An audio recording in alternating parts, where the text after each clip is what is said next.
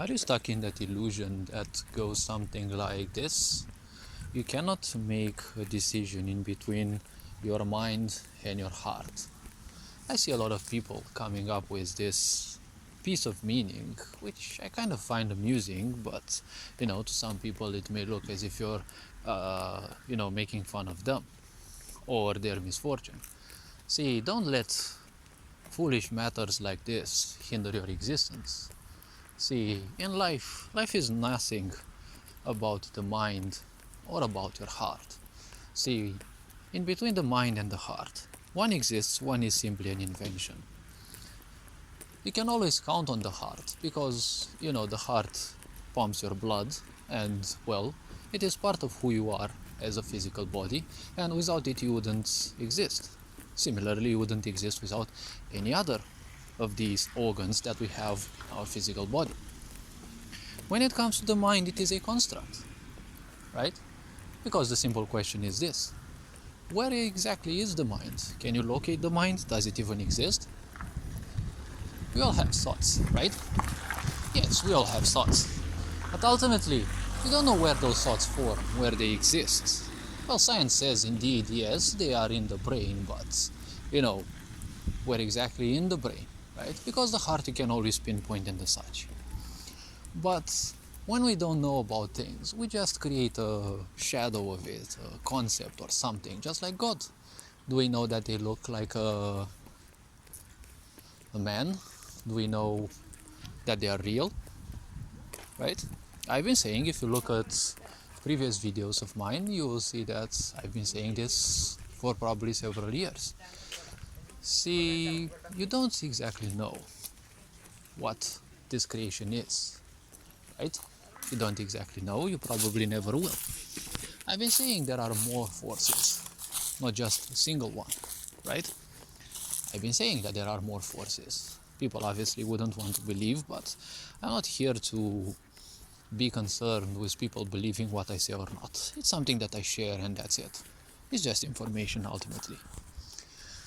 So what we call the mind is technically something for our thoughts.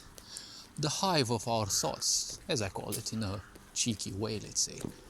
What we call the heart is basically our emotions. See, we prefer seeing everything as a war in between two sides, because we've been programmed to believe that everything is more or less a separation, right? It's always left versus right, hot, cold, yin, yang, something. These two coexist. It's your mind, right? Your imagination, your programming actually, not even your imagination. Your programming that has you believe everything is separated. Well, in ignorance, everything is separated because in ignorance you can't trust anyone or anything, right? When you're in ignorance, you don't know anything about you, you don't know anything about anyone else as a consequence, and therefore you'll be always suspicious, right? Because when you don't know anything, you're always going to be suspicious. What if they're going to do this, they're going to do that, someone's going to say this, someone's going to say that, whatever. When it comes to the mind, well, we have created a construct in the Western world because we didn't know back in the times where, our thoughts exist, right? If you ask the Indians, for thousands of years they've been saying to us, there is no such thing as a mind. Thoughts just exist, we create them, they're entities, they live, they simply dissipate whatever goes on, right? They can go on for this for days. Most likely a lot of people simply don't know, wouldn't have the patience to simply wait it out, right? And wait and learn about these things. But I can tell you shortly. What you call your emotions is basically a result, right? It is a mirror of how you feel. Ultimately, mind and heart are the same thing, because how you feel and how you think, they're always correlated, right? You can only lie that you're feeling bad, but you're good, right? Those friends, those people in your life, you ask them how they are, but they say, I'm fine, but their faces definitely don't, they definitely don't look fine, right? But technically they are fine. See, these charades are things that make you very superficial in the end, because ultimately, ask yourself one thing. If you don't know which of these two to trust, your mind or your emotion, be it about a person, an event, an action, a decision you have to make. It simply doesn't matter. These two are just tools. You have to understand these tools are only in your imagination, only in your programming. They feel like functioning in opposite ways, right? Why is it this? Because you always mix something you have to do right with an impulse that kind of feels off, right? If we take most of the things into account, more or less they will be something like this.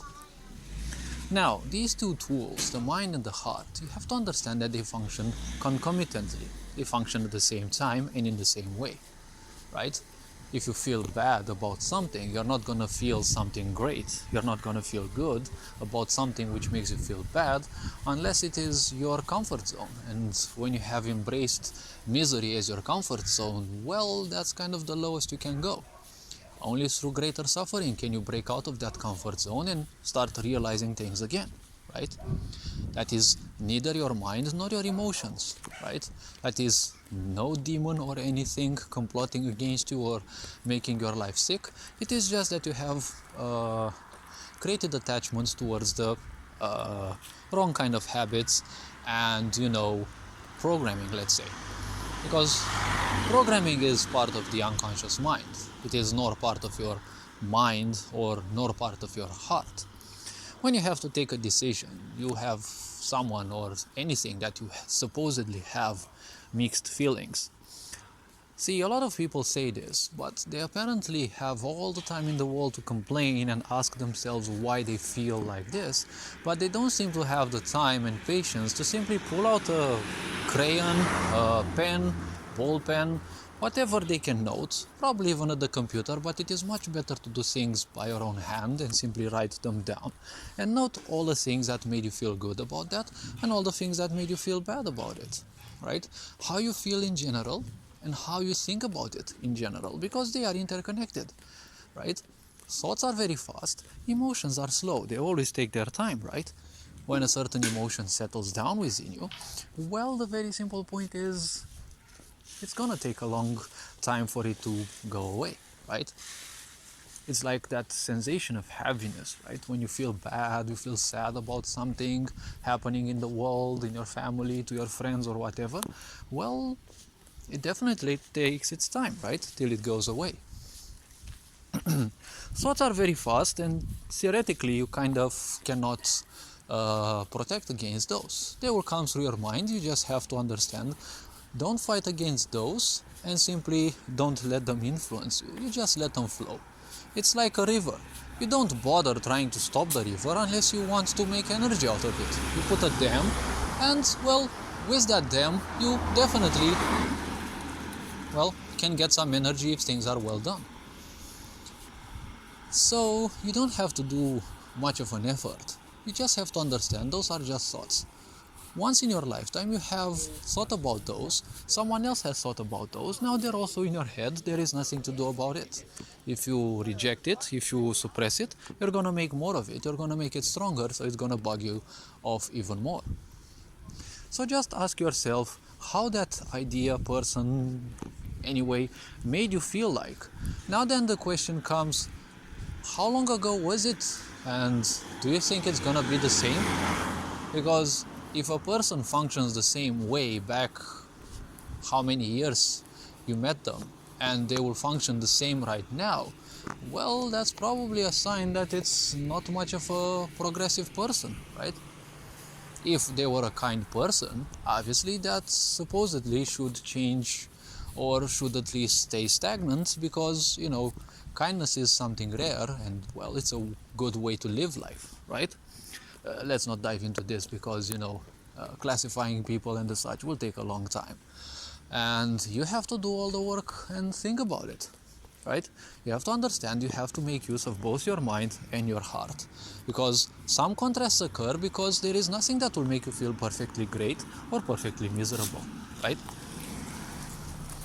Except some situations in which, yes, entirely they are fully toxic to your existence, or, they are kind of, that extremely rare case in which you actually fully feel well. But the question is, do you feel well or are you just distracted, right? So make use of both these sides, because these sides are not at a war. Most of the situations, 99% of the situations, will make you feel bad and will make you feel good at the same time. You have to draw a line and figure out which is more prevalent, and simply understand that situations will happen in different ways. Staying attached to things in the past, well, that is definitely not a good thing, because it's like anchoring yourself in something. Those events happen, they're not gonna come back. Even if that person comes into your life, you never know, right? If as a girl you've met a guy who treated you nicely and you weren't ready for that, even if that person comes back into your life several years in the future, how are you gonna make sure that they're gonna be the same, right? Maybe they met other girls who didn't treat them well, probably even worse than you did. Maybe they are a lot colder, so you never know.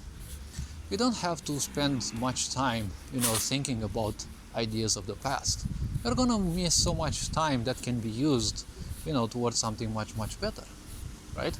Towards how to make yourself more pleasant.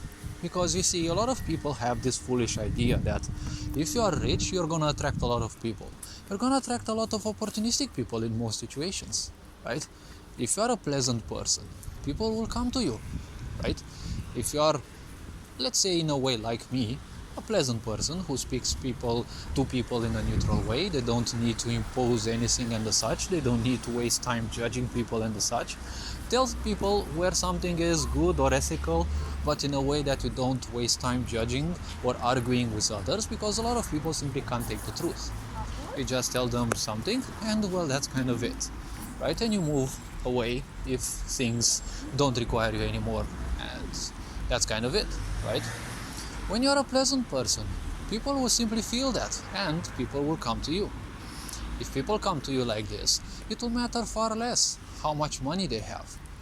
You don't agree to what I say? Well, your experience may obviously tell you otherwise, but I assure you there are people in this world who don't care how much money you have in your bank if you can make them feel well, because they themselves may be rich. But if you're rich, it doesn't mean that you're necessarily fulfilled in life, right? We're social beings. We need like-minded people, and people who are rich typically are very busy with their plans and the such. They don't have much time to socialize with others. So loneliness is something that is felt even at the top, especially at the top, where people find it much harder to find like-minded people, right? If you're a person who is very calm, who is a very pleasant being in a way, ultimately you can be embraced by anyone, right? Poor people, rich people. It is a way in which you can ensure that people will come to you, and when people come to you, you may even find people whom to spend even more time. Out of those people, some may be nice enough, you might find a relationship, and, well, it can grow into professional endeavor and the such. But one has to understand a balance must exist, because both of those sides, mind and heart, function the same, ultimately, right? You just have to make use of those in a wiser way. Because if you think mind fights your heart, that's never gonna happen. Have you ever seen cells in your body that fight against you? Yes, sure, cancer cells, but those suffer a certain mutation. They are not your cells entirely anymore, right? They are cells which simply suffer the mutation, and they are not entirely your own anymore, right? Everything in your body functions as a whole. You have to understand this, cherish this, and simply go on in life, because your body is doing so much effort so that you can experience this life. Ultimately, it is your greatest friend. It is foolish to believe that these two sides of your physical body, what we call as the thoughts and what we call as the emotions, these are also a part of your body and they function in tandem. Only in your programming can you believe that these two are different, or, if you have a distorted reality or perception about life, will you ever think that these are separate, right? Separation exists only in ignorance, and ignorance, right, or ignorance, whatever you call it, is nothing else but expensive pain. This being said, hopefully this video raised a bit of awareness. You are appreciated. Take care. Ferenc Bohort signing out.